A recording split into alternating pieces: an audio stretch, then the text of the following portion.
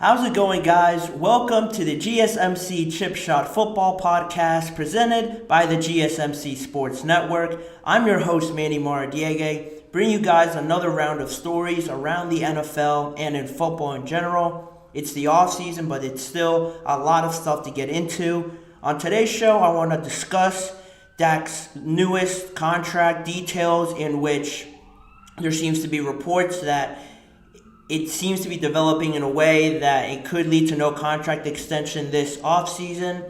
Later in the show, I also want to talk about the Commanders' interest in J.J.McCarthy, potentially at that number 2 pick, so stick around for that, as well as going over a deeper look into the Broncos' offseason thus far, because a lot has been said about them and Russell Wilson, but where do they stand right now? What are their next plans of actions?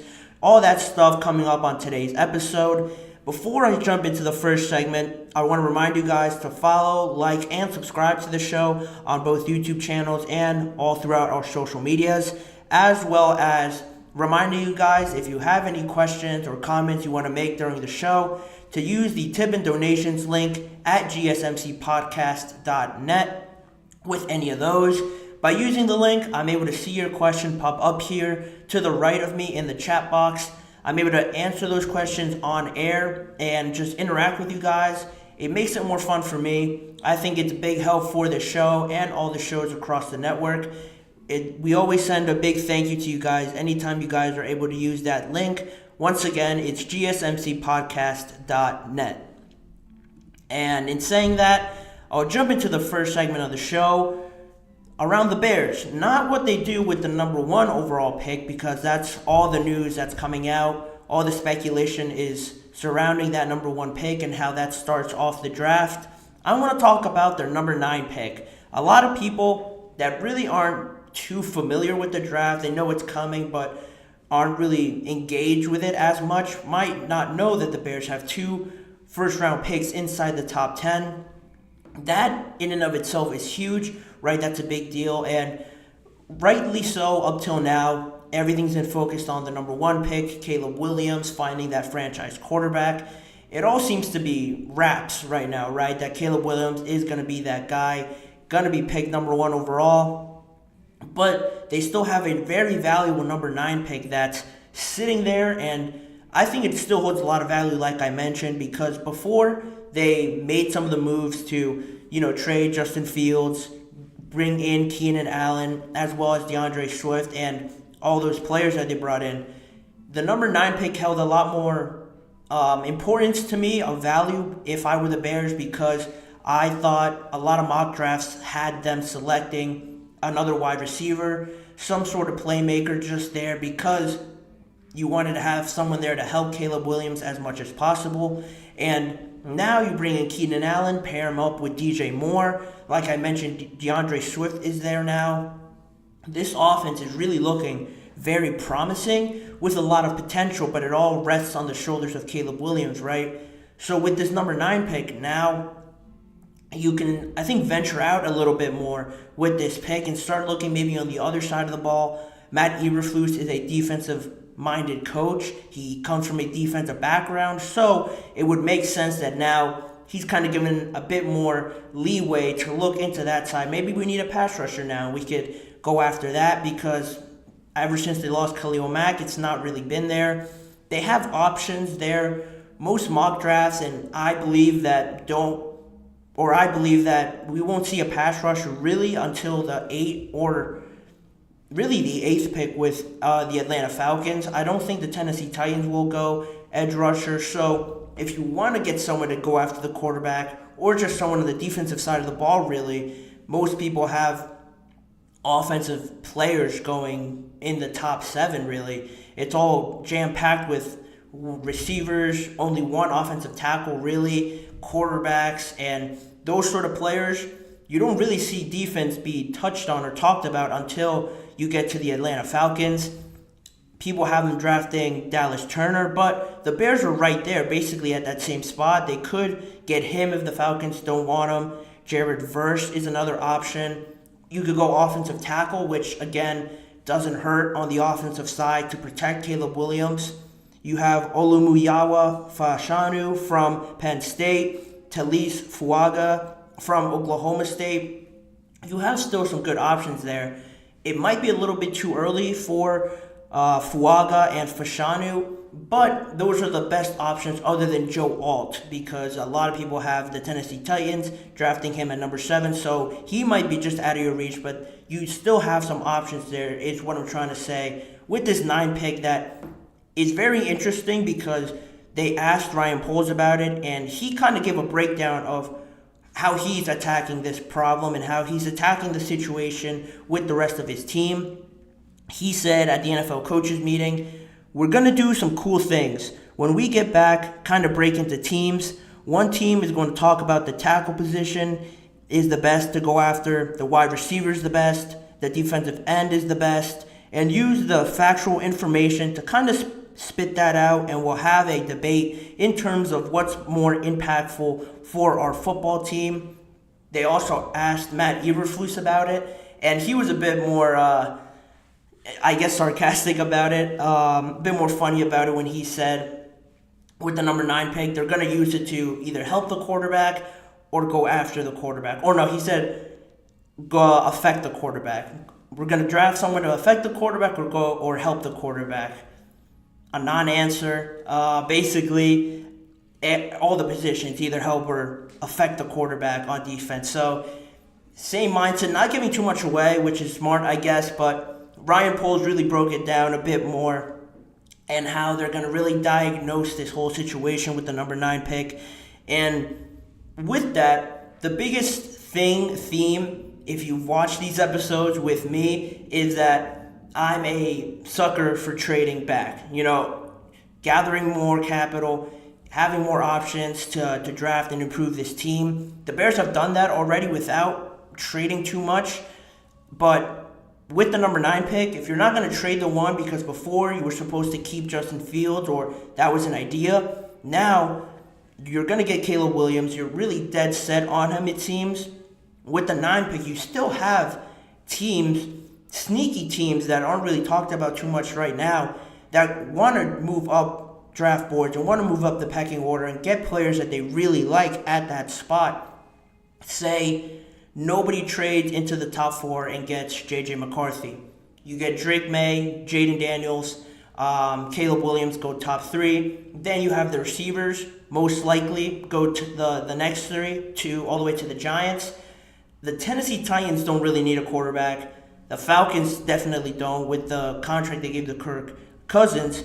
Then you have the number 9 pick, and you have the Vikings sitting there, salivating right there, waiting to move up. The Raiders are also right there. The Broncos, not to mention as well. I'll get into them a little bit after the break. Those 3 teams are just waiting for that chance, anticipating nobody to take their guy and jump up draft boards. So that number 9 pick is still very valuable for those teams sitting in the 11th through, I would say, 16 range if some of those teams really want to move up. So it still holds value, and I would really look and entertain a lot of options to try and trade that pick, because the biggest thing for me that I didn't know and I found out about while I was doing these notes and the research for this is that the Bears only have 4 picks in the entire draft. You know, they have 1, they have number 9. They don't have a second-round pick because they traded that to the Commanders for Montez Sweat, and you don't have a 4th-round pick for this year's draft because they traded it for Keenan Allen. So they have 1, 9, 75, and 122. That's it in this year's draft. They've accumulated more down the road, but with only 4 picks in this draft, you want to get the best bang for your buck with Caleb Williams and show everybody that this plan is working right away. And by doing so, I don't think 4 picks is going to do it to justify your whole plan, at least in the first year. I'm not saying they have to get over 10 wins or something like that, but showing that Caleb Williams is progressing and is showing good promise and great potential, good connection with these receivers, I think adding more draft capital will give you a greater chance to do that. So my advice to them would be trading that pick to some of these teams that would love to move up for quarterbacks or maybe for other positions, offensive tackle, if that's something that people want to do, or other wide receivers as well. Depending on how the draft board lines up, you don't really know. I think if I'm the Bears, I'm really listening to options at number 9. Ryan Poles said that it's still an option to trade as well. But, it all depends on the compensation that they get back for the pick. But, 4 picks in this draft isn't really a lot.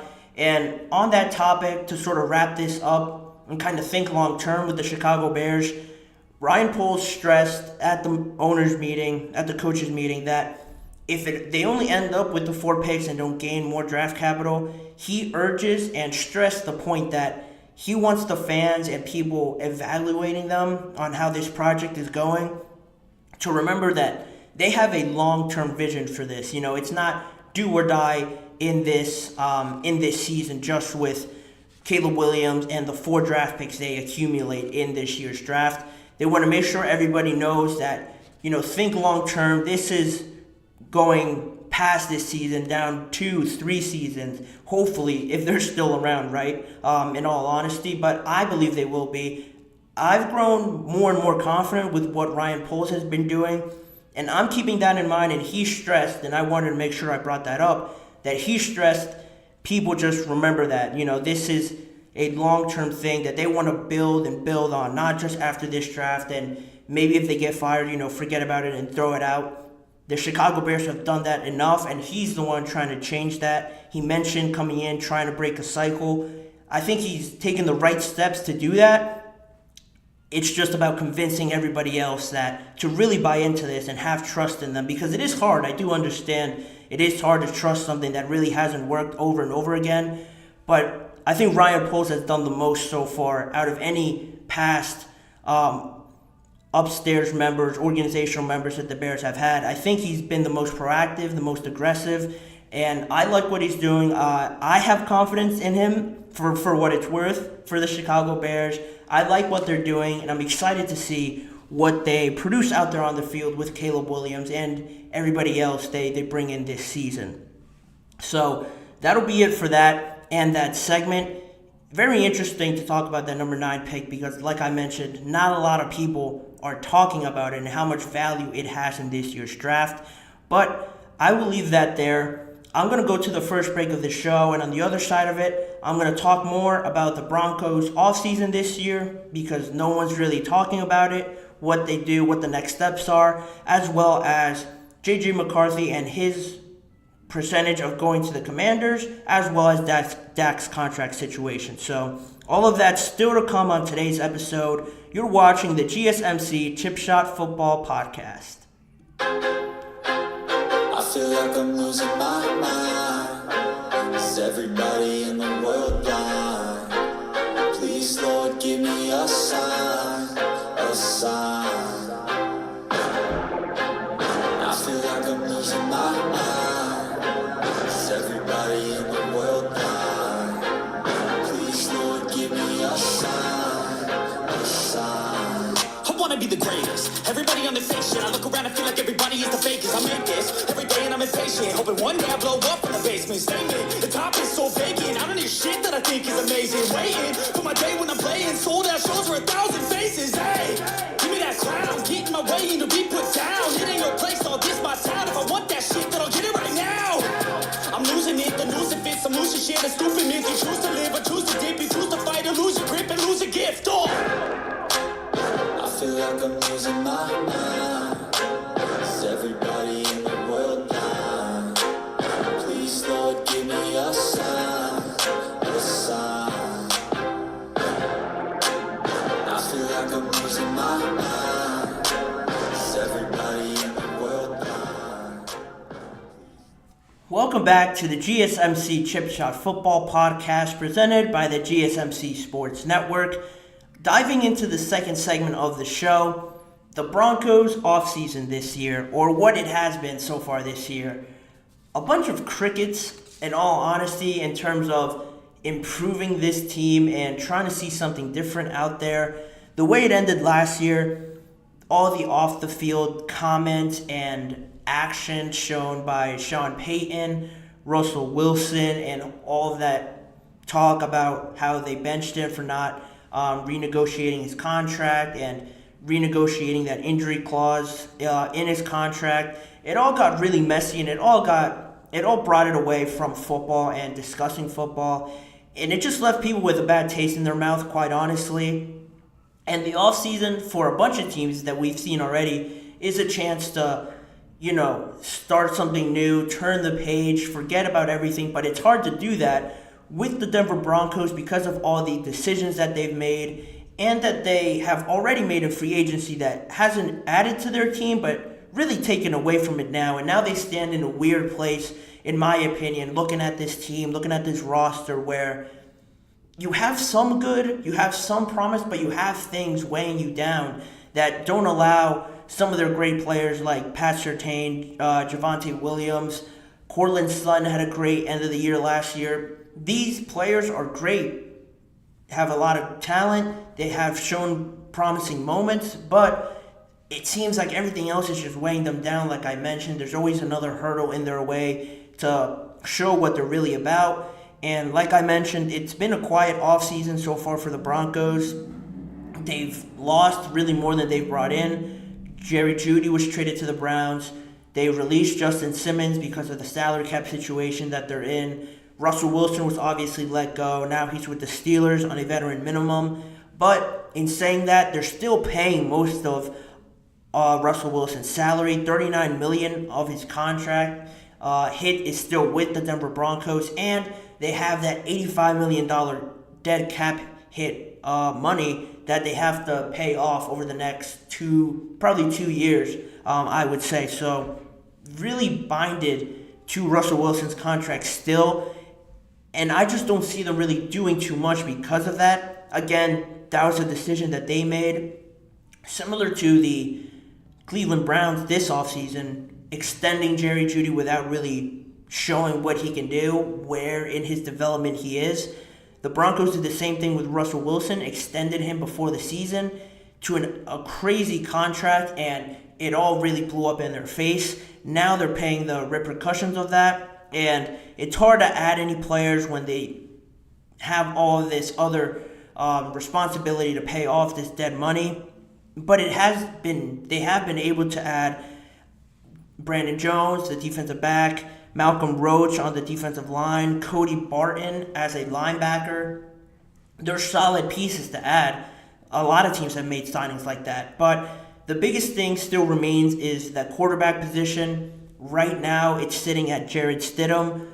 But even Sean Payton couldn't really hide the fact that you have to have one of the top, at least one of the top 12 guys to give yourself a chance in this league. The talent level just keeps growing. Everybody has talent all over their roster. It's how they use it. And some of them just have great players, generational type players that win them games that they're not really supposed to win, keep them in games that they're really not supposed to stay in. These kind of players are what's lacking in the Denver Broncos roster right now. And to that, Sean Payton said on the quarterback not having one of the top premier guys, he said, we better. In this league, which is very competitive in our division, it's vital to have one of those top quarterbacks. And on the quarterback topic, they haven't had a steady quarterback that they felt confident about since Peyton Manning, in all honesty. They've rotated through a ton of quarterbacks in that time and have handed out some bad contracts as well, quite frankly. Obviously, the one to Russell Wilson, and when they paid Brock Osweiler all that money as well. He lasted a couple years, but other than that, it's more of the same with the Denver Broncos and their quarterback situation. Now, you think, okay, free agency hasn't really worked. They don't have a lot of money to really work with, sign some of the top-tier guys. What about the draft? Well, in the draft, they do have the 12th pick, which is great. They sit in a very favorable spot to really address all the situations, ironically, except quarterback, because if they stay at 12, you're really not going to get one of those game-changing, dynamic quarterbacks that I just mentioned. It's presumed that J.J.McCarthy, Drake May, Caleb, obviously, and Jaden Daniels are all going to be gone within the top 5. At 12, you could stick with and wait out for a Bo Nix, Michael Penix, maybe, if you want to take a risk on him. A lot of people don't have first-round grades on him as of now. Bo Nix, I am a fan of Bo Nix. There's nothing really too bad to say about Bo Nix, but I just don't think he brings that same sort of special dynamic change that those other guys bring. Mostly because he's spent a lot of time in college, and when you're getting a player through the draft, you hope to develop him, find that special talent that he has, or special trait, I should say, and mold him into this great quarterback that you can have for years and years. But because he's spent about 5 or 4 years in college now, he's about 24 years old. He's older than some quarterbacks probably now in this in the NFL. And you wonder how much more can you really develop a 24-year-old that spent so much time in college, getting to the NFL. How much more room do you have until you smack yourself against his ceiling? So that's really the biggest question with him. Do you want to spend the draft pick on Bo Nix and hope that there is something left in the tank with him? Or do you go somewhere else and then you still have to pay that burden of not having a top-tier quarterback on your roster?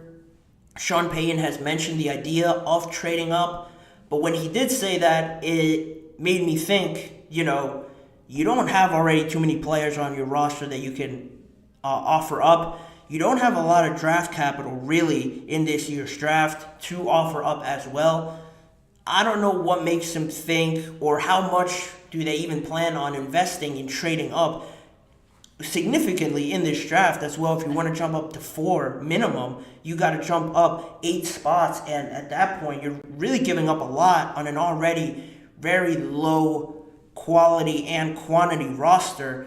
If you invest so much in the now, how much better is that going to pan out for you going forward? If you get a franchise quarterback, you most likely were going to have to trade, I would think, Courtland Sutton, Pat Surtain, maybe one of them, if you're going to jump up that far.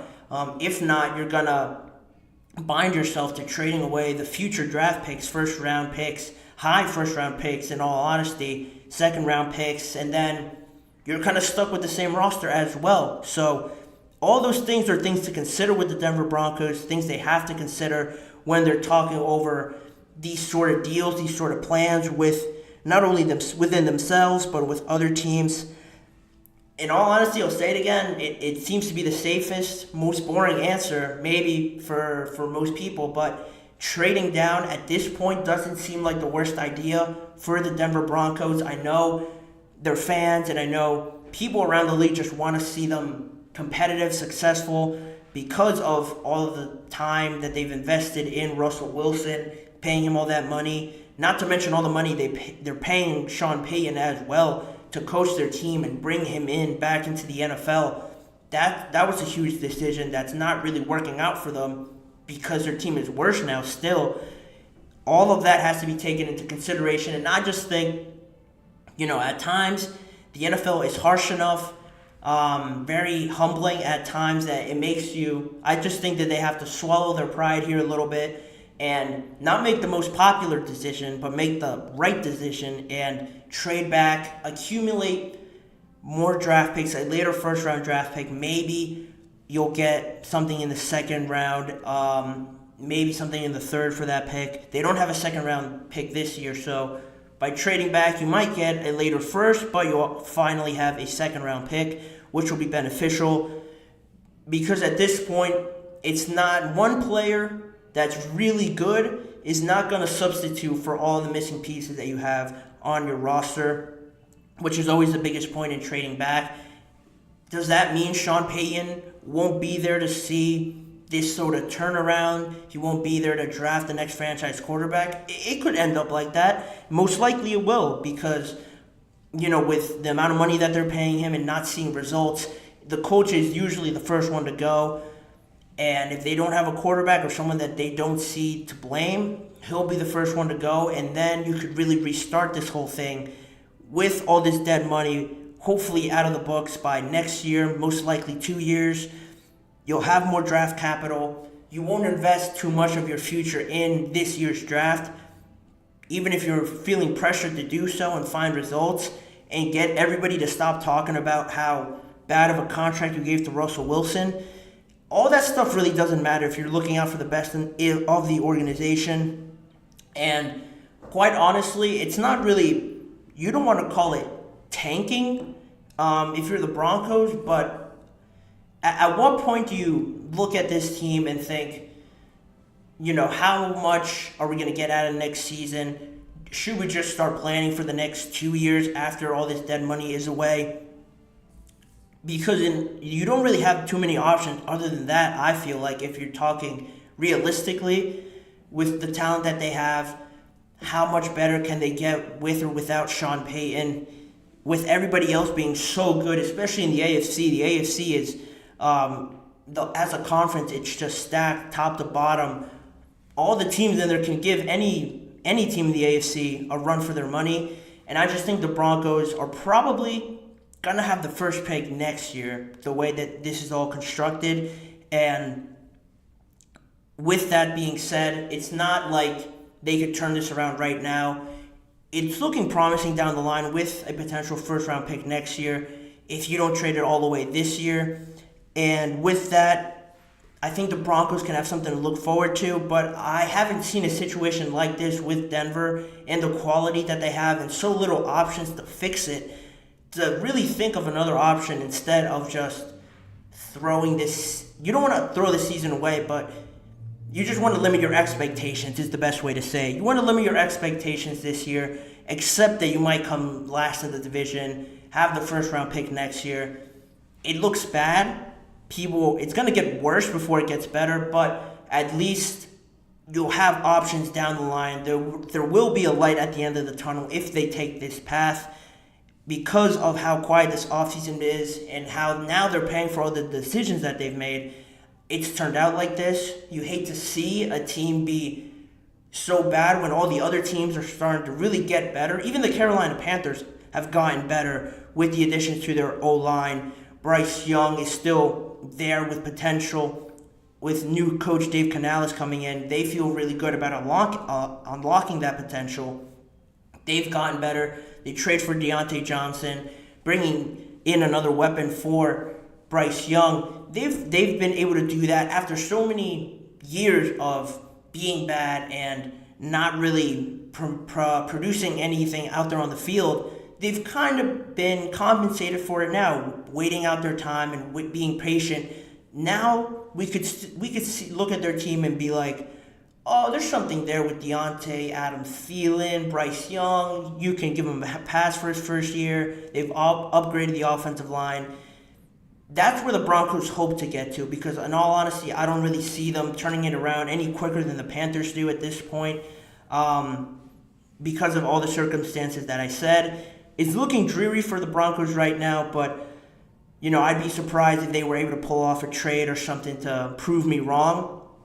That's unfortunately the realization I think that they have to get to, and we're going to have to see when and if Sean Payton sticks around and all that stuff like that. But that's where they stand right now. That's a closer look of what the Broncos are sort of facing right now at this point, and how long will it take them to get out of it? We shall see.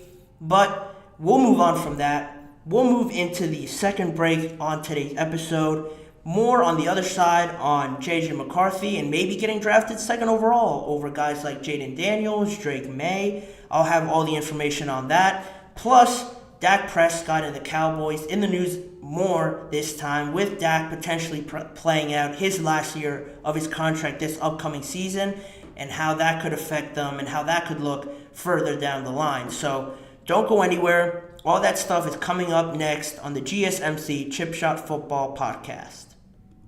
Looking for your daily fix of sports talk without having to pay for it? GSMC Sports Network is available on YouTube. Just search GSMC Sports Network. Get your fix of daily sports talk shows on YouTube, absolutely free. NFL, college football, NBA, MLB, MMA, UFC, fantasy football, and so much more. GSMC Sports Network has shows running all day long, with new sports shows starting every 2 hours. Just like on your favorite cable sports channel, except GSMC Sports Network is absolutely free.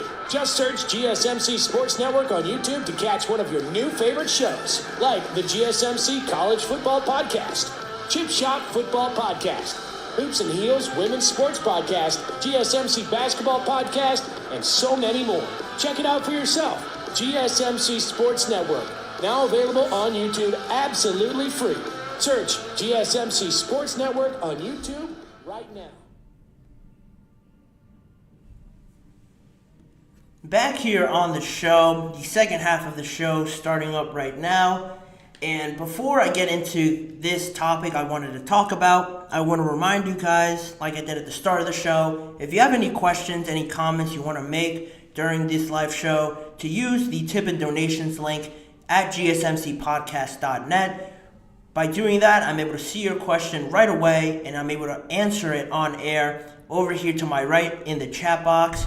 It's more fun when it's interactive, more engaging with you guys, so use that tip and donations link again, gsmcpodcast.net, with any of your questions. It's a massive help, like I said before, and we always thank you guys immensely when you guys are able to do that with any of your questions.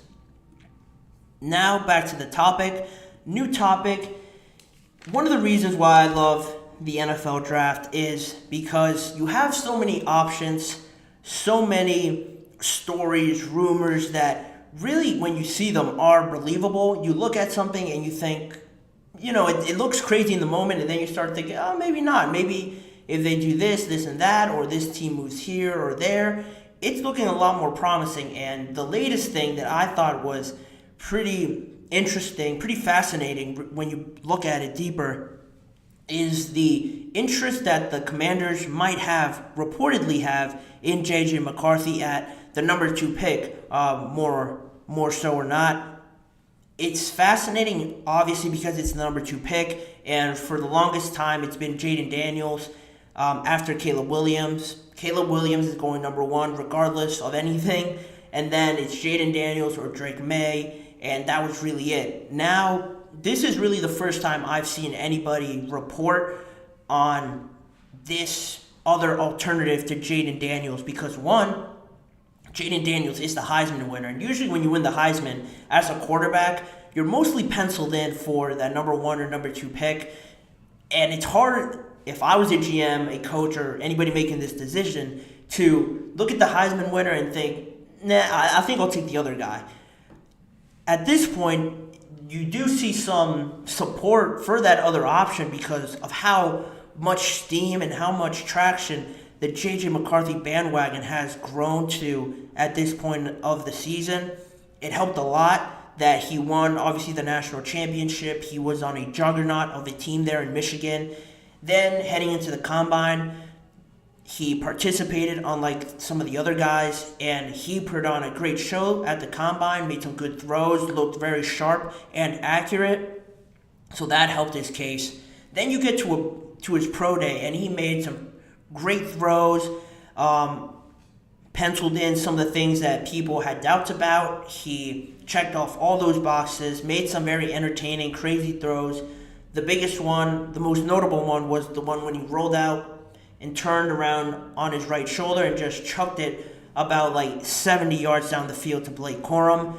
That gained all the attention, all the oohs and ahs of the crowd, and growing this fan base that J.J. McCarthy now has in the NFL. I liked him. I was on that bandwagon for a while. I'm probably still on that bandwagon, but to draft him number 2, I think is where I jump off the train and think that you really have to commit and really think about taking him at number 2 over Jaden Daniels, because not only of how talented these two guys are, but because of what it could mean, how it fits into the system. On that point, I think both of them, regardless of if it's Cliff Kingsbury calling the plays in Washington or they take JJ there or Jaden, I think he'll be fine in either system, whichever quarterback is drafted there. But with all this stirring up recently after the NFL owners meeting, I should point out, at that meeting, there's reporters there, there's networks there asking a bunch of questions, and Tom Pelissero of the NFL Network summed it up in all of the talks and conversations that he's had with executives, and he said, when I've had conversations here with executives from other teams who know Adam Peters well, the Commanders general manager. They know the situation well. The most popular answer for what they do at number 2 is J.J.McCarthy. That stirred everything up. That's where I saw this, and I started thinking, is it really that crazy? Because, one, if you're the Commanders, you're trying to turn the situation around, obviously, right? They've made some pretty aggressive moves in the offseason, bringing in a ton of players to help their O-line, to help their defense. A lot of former Cowboys because of the connection there to Dan Quinn. They've already been very proactive and very active and aggressive in trying to improve this team, taking some pretty surprising decisions. So, in doing so, that gives me more reason to believe that they wouldn't be shy about doing a move like this. Adam Peters has shown to be very aggressive already, like I mentioned there, and Dan Quinn has said that he's very fortunate to have Adam Peters alongside him to not lead this, but have some experience in trying to build this new team. And it's interesting, too, with Adam Peters, and I'm mentioning this, similar situation, very weird that it's happened like this again, when Adam Peters was the assistant general manager in San Francisco with the 49ers in 2021. Very strange situation, eerily the same as it is right now. They were connected, if you remember, to Mac Jones. A lot of rumors back then when they had that pick said that they were going to trade up and get Mac Jones, get this more sort of conservative, traditional quarterback. The biggest thing is I'm saying Mac Jones is more comparable to J.J. McCarthy. So the similarity is there already. The rumors swirled up again then, and they were saying they were going to use a high draft pick to draft J.J. McCarthy and surprise everybody, or I should say draft Mac Jones and surprise everybody, like this rumor is suggesting now. But they ended up going with the traditional thing, drafting Trey Lance instead, the more athletic, X-factor, extending plays type of quarterback that Jaden Daniels is now. You saw the connections back then with the two quarterbacks, how they really built up all this team, but it was all just for show in the end. I'm not saying it's the same thing now. You know, it could be the same thing. They could be stirring up the pot again just to freak other teams out, get them to move out or affect how the draft lays out. Or, because it's so similar and because it is the same scenario, basically, people will think, oh, they're just going to do the same thing as they are in 2021. The favorite is still Jaden Daniels, like Mike Garafolo suggested and what he reported that other teams were saying. They still believe Washington is closing in on Jaden Daniels. Other teams can believe that and think it's the same thing as 2021. You know, they're going to draft Jaden Daniels. And then they could this time have them where they want them in the palm of their hands and take J.J. McCarthy. And then at that point, if you're the other teams and you're thrown all out of whack because they did the opposite of what they did in 2021, it changes everything. It messes up a bunch of game plans. So, one, I think it's brilliant. I think it's awesome how Adam Peters is getting some people to truly believe that it is a question, I think as it should be, with the draft and how people speculate, oh, what is this team gonna do? Where are they gonna go with this pick? Once it's all set, especially at the top, everyone knows it's Caleb, Jaden, and then Drake, May, and then Marvin Harrison. For the longest time, it's been those four. Now throwing in a curveball there, you do get some action. You do get some reaction from other teams that might see this, truly believe it, and change some things in your favor for Washington. They might get a crazy offer if other teams believe that they're going to draft J.J. McCarthy that high. They might get a crazy offer from somebody that really wants J.J., and the Commanders could trade back and then just trade back up again to the third pick or the fourth pick and get another quarterback that they have their eye on. But they'll end up being a bigger winner because they were able to manipulate the situation and get other people to really think that they're going to draft JJ and get a bigger haul than they were already in store for. So I think that's awesome for them to do. It could be true. Who knows? They could take JJ if they really like him. I'm not opposed to that. Some people have JJ as their best quarterback, the second best quarterback. I have him as my third, but I don't see it too far out of the realm of possibility for the Commanders to do this. Does that mean that whoever they draft, JJ, would be a better fit than Jaden in the Cliff Kingsbury offense? I don't think it makes too much of a difference. If a guy's good, he's good. He'll be great with any coordinator or system. I do hold these guys both up to the highest standard because I think it is close between all these guys, JJ, Jaden, and Caleb. But, it's been right now the most obvious thing that Jaden gets picked. And up till now, Washington hasn't really been mentioned in too many trade scenarios. It's all been around the Cardinals and the Chargers, the Patriots even. Those two picks have really just been settled already. People aren't even entertaining it. Again, it stirs the pot up a little bit more if people really believe he's going to take JJ, to now start calling the Commanders more and more and offering them these things that they weren't even thinking were going to be available. Now, with them doing this, I think it's great. It makes it more interesting, and it makes it more fun, in all honesty, with how this is all developing. And I think it's only going to get bigger because, today actually, on the time of recording this, it was the LSU Pro Day, and Jaden Daniels threw there, but he didn't increase his chances with the athletic training. He chose not to do that in front of other people. Similarly to Caleb at the Combine and Marvin Harrison not participating in his pro day, Jaden Daniels at least threw, but he wasn't doing any athletic training. He wasn't running the 40 or the broad jump, the vertical jump. He did none of that, and he didn't hurt his case, but I think he could have grown more. Now with this, JJ's done everything these teams have wanted him to. He's blown everybody out of the water in their meetings.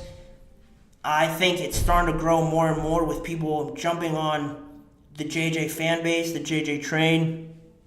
It's really interesting to see how this will play out.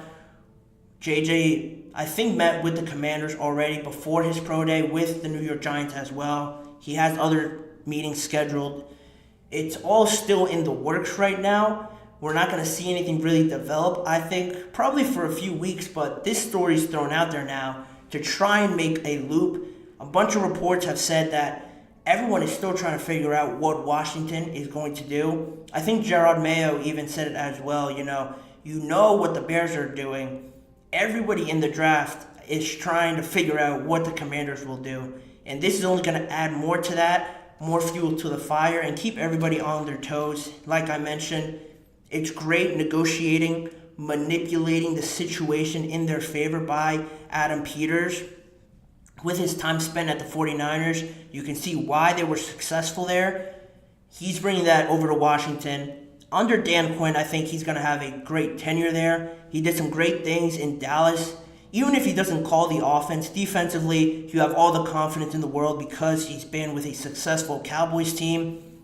It's all adding up to a great recipe for success. As much as I was on the Bears for saying how much I liked what they did to help Caleb bring him in and how much confidence I had in them, I might have just the same, definitely the same, might have more confidence in the Commanders with how they're really attacking this offseason and changing everything to fit their plan and manipulate everything to their favor.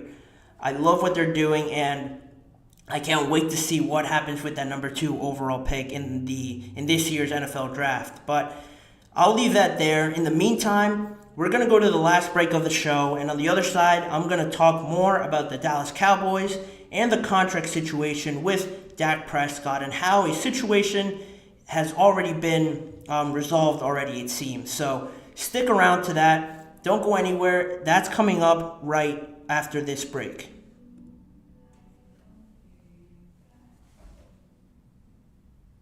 For the best and latest podcasts available anywhere, go to the podcast app on your cell phone and type in GSMC to access free content-rich podcasts on health and wellness, book reviews, sports, entertainment, relationships, social media, movies, technology, finance, and even weird news. Subscribe and download the GSMC Podcast Network's family of shows, available everywhere podcasts are found.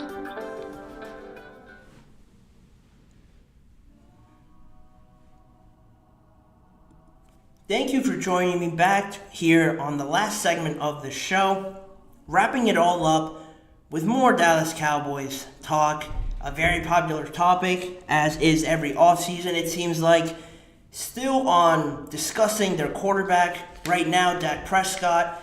He's on the last year of his deal, and he is set to be a free agent in 2025, so the discussion has been around when are the Cowboys going to extend him. They gave him a new contract a few years ago. It was a 4-year, $160 million deal in 2021. Now he's on the last few years of that. And everyone's trying to figure out how to make the Cowboys better, continue their success going forward. No one is thinking that that can happen without Dak Prescott. As bad as people like to clown on them for being bad in the playoffs, and Dak has a 2-5 record in the playoffs, you can't really argue the point that they're going to get better by just letting Dak Prescott walk if they don't have a compatible, ready option on their team already. That isn't logical to say, but for the Cowboys, they haven't really had any talks thus far about an extension for him. And a few days ago, Ian Rappaport tweeted that he said that the Cowboys and quarterback Dak Prescott have a mutual understanding of his contract situation, sources say, with no offers from Dallas despite being in a contract year, no indication a deal is coming. He also replied to that tweet and he said it clears the path for Dak Prescott to test free agency in 2025. And just earlier today, when I saw more people talk about it on the Pat McAfee show, Adam Schefter gave his insight on it, and he said if he leaves after this year, the dead money cap charge will be $95 million that they'll have to spread out. You know, if you thought Russell Wilson's was bad, $95 million in dead cap money would be the record and would just really kill any sort of talk about playoffs and getting better, performing in the regular season and trying to perform in the playoffs. If you have that, and no quarterback, I don't know where you look to try and improve after that. Schefter also said that there wouldn't be a shortage of suitors for Dak Prescott either. He said it's even harder for Dak. It would make it even harder for the Cowboys to re-sign him next year if they're reluctant to do anything this year, like Ian Rappaport also reported. And with that being said, he likened it to the situation we've seen already in this free agency with Kirk Cousins. He would be the Kirk Cousins essentially of next year's free agency period. A lot of teams would be looking to add him. And to all the reports coming out, the Cowboys, very un-Cowboys-like, responded to this pretty publicly through their website employee, Nick Harris. And he replied to Rappaport's tweet. He said, per the team, Dak Prescott and the Cowboys have had extension discussions, but it isn't of a pressurized situation for either of them at this point. So more of the same of what Jerry Jones and Stephen Jones have been saying recently as well. They've acknowledged that Dak and them, it would be beneficial to engage in these talks and have these conversations, which they have, but again, they keep stressing that they don't really see it as a must-do right now. And it's contrasting, again, with this whole thing of being all in and being all in and locked and loaded on the season, another term he used as well. Jerry Jones said, "We are who we are, locked and loaded for this year." That could be, the crazy thing is that's truly what he believes, and not what this situation is painting out to be at all, with everything that they're saying about being all in and stuff like that. You thought that they were going to get this done, move forward, sign players, get better. They're all in on this core group of guys, and trying to get them extended and trying to see further success down the line. And now, all in must have been meant like I thought it meant back when they lost against the Green Bay Packers in the playoffs. All in, to me, meant, this is the last chance for Mike McCarthy and Dak Prescott. Everything is going to be put in place for them this year, and if they don't perform, it's done for them. Mike McCarthy is in the last year of his contract as well, and that's how I interpreted it when he said something like this. I thought, this is their last chance, and if not, we're going to just move on without them. A lot of people thought it was keeping this core group of guys because Dak has been their quarterback now for a long time, and they've wanted to have success with him, but it hasn't really panned out for him. He's 2-5 in the playoffs. Even after coming off one of his best regular seasons, arguably his best in his career, he led the NFL with 36 touchdown passes, nearly a 70% completion percentage, and had over 4,500 yards passing and only 9 interceptions. At 30 years old, in the prime, a little bit past the midpoint of his prime, if you want to argue that, he's still performing. He's still a top... I could definitely give you top 10 for sure quarterbacks right now for Dak Prescott. He's not as bad as people want to paint him out to be. I just think sometimes there do come these moments where either he doesn't perform or some other players don't step up in the biggest moments. As much as people want to dump on Dak Prescott for playing badly in games, and it is elevated more because he is the quarterback and so much is put on the quarterback, and they are such a big determinant in how these games turn out. I don't think Micah Parsons has stepped up in a playoff game so much that people just fail to acknowledge that he hasn't also lived up to that star status that he has earned in the regular season, but in the playoffs, we haven't seen him have a monster game, impact the game really in any way. And I won't mention CD because he's directly correlated with how well Dak does, and Dak hasn't done well, so in theory, CeeDee's not going to do great because he is dependent on Dak Prescott to play really well, for him to do really well. And with this whole contract situation now looking like they're just going to play it out and essentially move on, I don't see them trying to negotiate again next offseason and offering the amount of money that Dak is looking for because they have contract negotiations coming up with Micah Parsons and CeeDee Lamb. And this was brought to my attention before. If you were to rank them in terms of importance, Dak, unfortunately for him, would be the last one on that list. The Cowboys, Jerry Jones, would want to sign Micah Parsons and give him the contract that he wants in order to stay in Dallas. Same goes for CeeDee Lamb.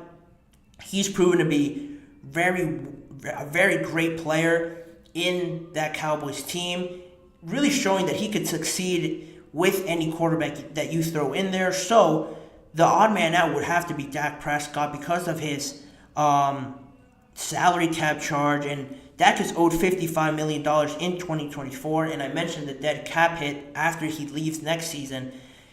All of that are just reasons really not to keep him around.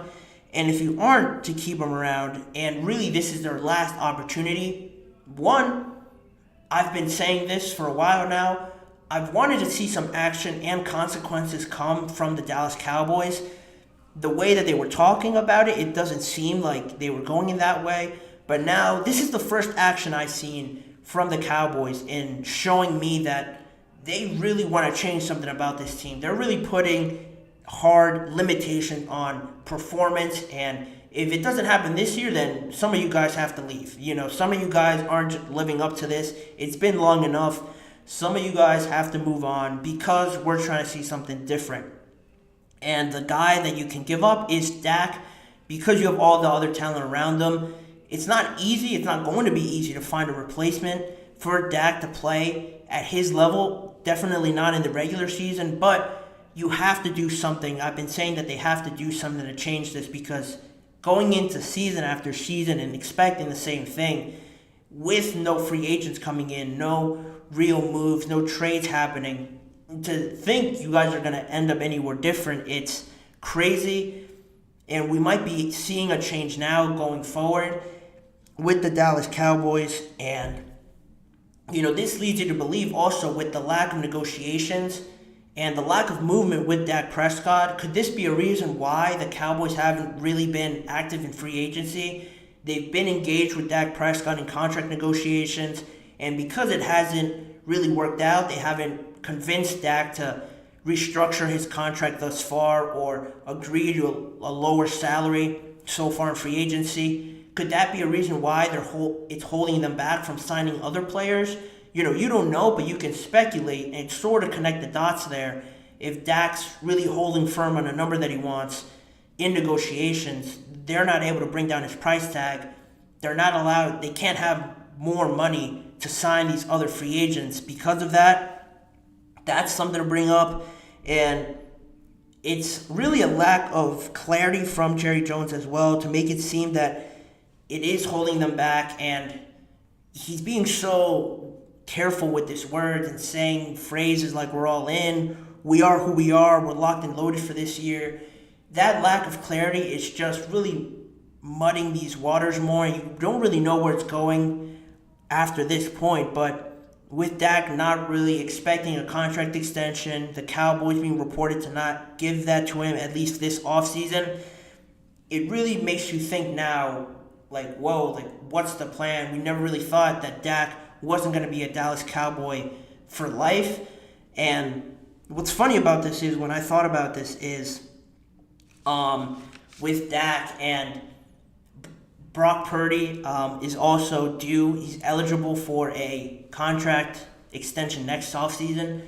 I thought it would be the funniest thing ever if next season, or 2 seasons actually, really, when Brock Purdy is a free agent and Dak is also a free agent, wouldn't it be crazy that they just switch teams and Dak goes to the 49ers and Brock Purdy is signed with the Dallas Cowboys? I thought that just popped into my head a few hours ago, and I thought that would be the craziest thing to see because of the connection that those two teams have had and just how weird it would just be to see them switch teams like that. But it's nothing short of what the NFL can provide you at times.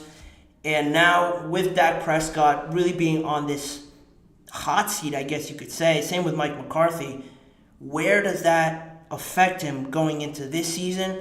With no contract extension, does that affect how he views this team? How much effort does he want to put in? I shouldn't say effort because Dak hasn't shown to be that kind of person to not try, but how it does affect a person in some way when your team is reluctant to give you this contract that you think you're valued at, for them to not give it to you right away, especially playing the quarterback position. He's obviously knows how the record looks and how unsuccessful they've been in the playoffs, but it does hit you a little bit harder, I would think, when basically your team is saying that they don't value you as you value yourself, your play thus far. He is a good quarterback, so that will, I think, have some effect on something that has to affect Dak Prescott in some way. Maybe his relationship gets a bit toxic with Jerry Jones. I don't think so much his teammate, but with just the organization. That's something to monitor over the course of the season, how that affects them. And actions will be taken. Actions have already begun to have been put into effect. It all just determines now on what's going to happen now, who's going to react wrong, who's going to react and motivate themselves with this to play better. That could also happen. That could go into this year and play even better than he did last year and prove everybody that he deserves this contract. I don't know how that'll turn out because this is still the Cowboys and they haven't given you reason to prove that they can make it past the first or second round of the playoffs. But, that's all on the table. It's a big development now with this reluctancy to give Dak an extension, at least for this offseason, how Ian Rappaport reported it. So that's a big development. We'll see if the Cowboys add anybody else in free agency, but that's how it all stands right now. It looks like the Cowboys and Dak Prescott are drifting further and further away from each other. Heading into this pivotal part of the season with the draft, it's something to monitor for sure as it all develops. But that will do it for me on today's episode. That is all the time I will have. And as always, remember to like, subscribe, and follow the GSMC Chip Shot Football Podcast presented by the GSMC Sports Network. Make sure to also follow us on Facebook, Twitter, Instagram, and TikTok for more of the network's content outside of sports or other sports channels. If you want to see more of me and this content on this show, check out the GSMC Sports Network channel and the Podcast Network channel on YouTube for all other live shows that are fully recorded and are on there if you want to check those out. YouTube shorts that are posted daily, or every weekday I should say, as well as individual segment videos that are on there if you missed a segment or want to go back and rewatch one that you really enjoyed. All those are on there on the channels as well. Tune in every weekday at 6:30 p.m. Eastern Time for more discussions, speculations, and conversations around the NFL with me, Manny Maradiaga, as your host. I want to thank you guys for tuning in, and hopefully I would love to see you guys all tomorrow.